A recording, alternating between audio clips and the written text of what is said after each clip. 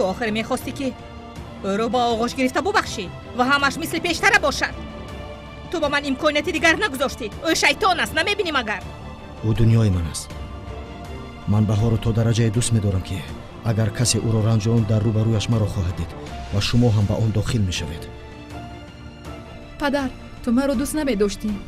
من همیشه این را حس می‌کردم.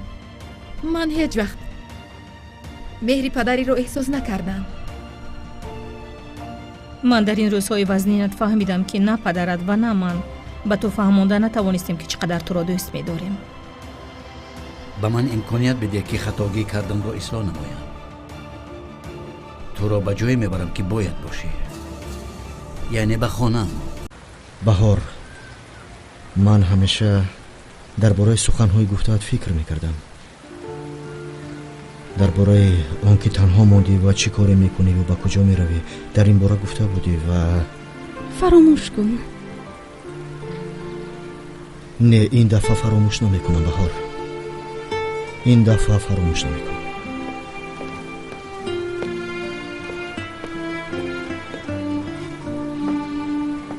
التماس تنها مرا گوش کن.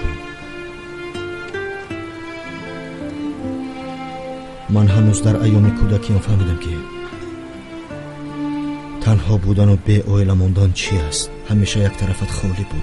من فکر میکردم که این خالیگی را کسی با چیزی پر کرده نمیتواند.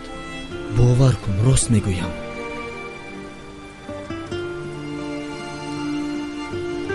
من به خطاگی خیلی کلان رخ دادم.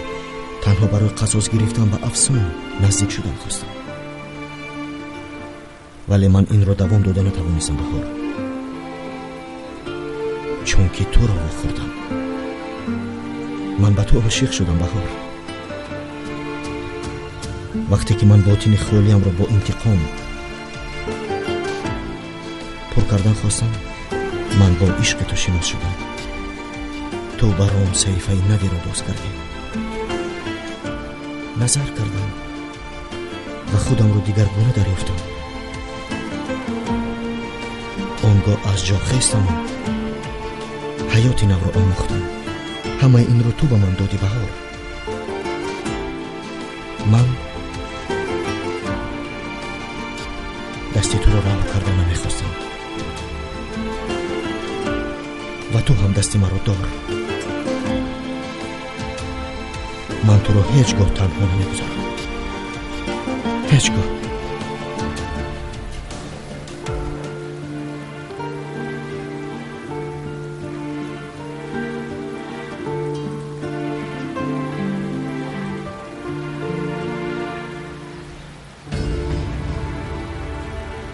میخواهم. بهار، خودت را به دست گیر دخترم. پدر، این دختر از این خانه نیست میشود.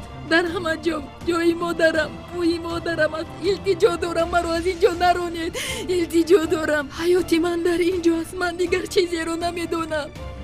مرا نرانید. التجا میکنم. تو به هیچ کجا نمی روی.